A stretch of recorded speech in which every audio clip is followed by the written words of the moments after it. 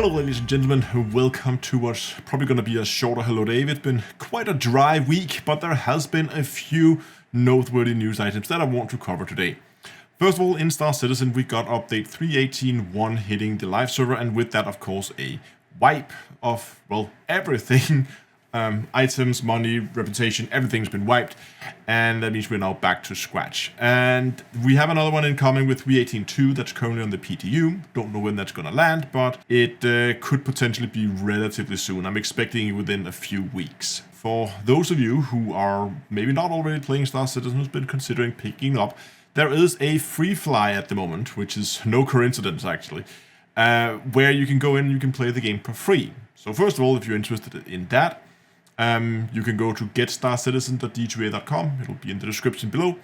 And I'll also be posting in the comments, not in the comments, in the description. I'll also be posting a link for where to sign up for the free fly part of it. So after you've created your account on getstarcitizen.d2a.com, you go to the other link and there you follow the instructions there in order to sign up for the free fly. They give a lot of ships as a loaner. You have a lot of ships you can use throughout the free fly event. A quite nice selection. They also added some extra starting credits, and if you decide to buy the game before the 2nd of May, you will also be given a free Merlin for you to keep, which is a nice little ship. It doesn't have a quantum drive, so you can't really move it around, but it's a good racing ship to try and use with the new race tracks and stuff like that. Free fly is running until the 20th of April, so there should still be just a few days left for you to go in and play around with it. Now, I said it was no coincidence that they're doing this right now, because one of the problems we saw when 3.18 launched was, right at launch, it was performing well on the PTU, but as soon as it hit the live servers, everything just went haywire and nothing worked, and it was a buggy mess. Indicating that a lot of the problems was due to the increased player numbers that we see in the live servers compared to the test servers. And this is of course why CIG is doing a free fly now, because they want to draw in as many people as they can to just hammer those servers as hard as they can to see if their new changes that they've made in 3.18.1 is going to stand up to a larger load than what we see on the test servers. So far it seems okay. It seems like it's holding up. And hopefully that also means that after the free fly has ended on the 20th, we're going to see 3.18.2 hit the servers relatively soon as well. Kerbal Space Program 2 got another patch. It's another big one, and they've also added a lot of community added or requested features, or features but fixes. These patches that Kerbal's private division, the guys that are developing it, are doing right now is very focused around bug fixes and performances, as the game has really, especially performance-wise, has really been plagued. And Kerbal is one of those games that really needs to run well, because if people just want to build bigger and bigger and bigger rockets, it really needs to be able to handle that. And at this point in time, if you build something just slightly more complicated, it does begin to suffer. I should say that I haven't tried the latest patch. It came out on the 12th.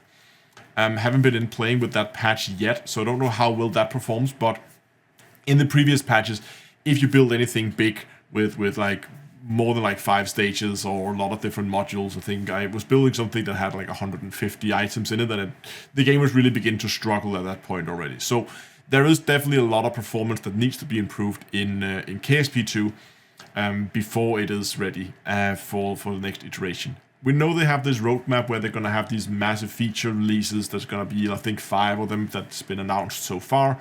That's going to come. The time frame between these, we don't know. But for now, at least, it seems that they're just focusing on fixing bugs and ironing out performance issues so that the game is in a as good as possible state before they move on and add new features. I like that approach, so nice to see that they're keeping the attention, and also that the patches are coming out relatively rapid. So we're not waiting months between patches, but it's only like a few weeks between each very, very large patch with a lot of bug fixes in. Anyway, I said this was going to be short, so let's move on to live streams. The 100k subscriber celebration is still going on, and we are heading into the second and last week of this celebration event. And of course means there's going to be a number of live streams this week, more than the usual.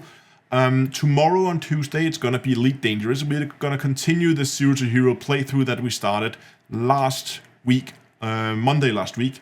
We got quite far, not as far as I would have liked, but we got quite far. Right now we are out in Robigo and we're running passenger missions. I'm probably going to continue doing so and just see how far we can get. The live stream is scheduled for around 3 hours and starts at 7 o'clock GMT. On Friday this week, I had my third and final 10-hour live stream, and this time we're going to be playing Spaceborne 2 for 10 hours straight. I'm planning to mainly focus on the main story, progressing through the main story and see how far we can get there. We might do a few other things first. There's a few other things I really want to wrap up before I go back and look at the main story. But I'm going to be playing Spaceborne 2 for 10 hours on Friday, so if you're into these like extremely long live streams, then come by there. And finally, Sunday next week, we have Star Citizen, again, Zero to Hero, with the caveat, if 3.18.2 has been launched by the time, then obviously I might do something else. I might play something completely different. Obviously, I'm not going to continue the Zero to Hero playthrough if it's been wiped. But if it's not, then I'm going to continue. At the end of the last Zero to Hero live stream in Star Citizen, we did a lot of racing, and I kind of want to continue with that. I go out and play with some of the new racetracks. I had fun with it, and it sounds like from the chat that you guys had too. I managed to get a platinum run on the Lowell Outskirts racetrack, so we unlocked 2 more racetracks that we haven't tried yet. So we might go and do those. That's going to happen on Sunday. It's another 3-hour live stream. So if you want more information about all these live streams, go to discord.d2a.com. All the live stream schedules are posted over there. And I also wanted to remind you guys that during each of the live streams, there's going to be giveaways where 5 lucky winners is going to get themselves some free merchandise from my merch store at d2astore.com, where you right now can go and get the special 100,000 subscriber merchandise that's going to be available for just this week. This is the last week it's going to be available, then it's going to be off, never to return.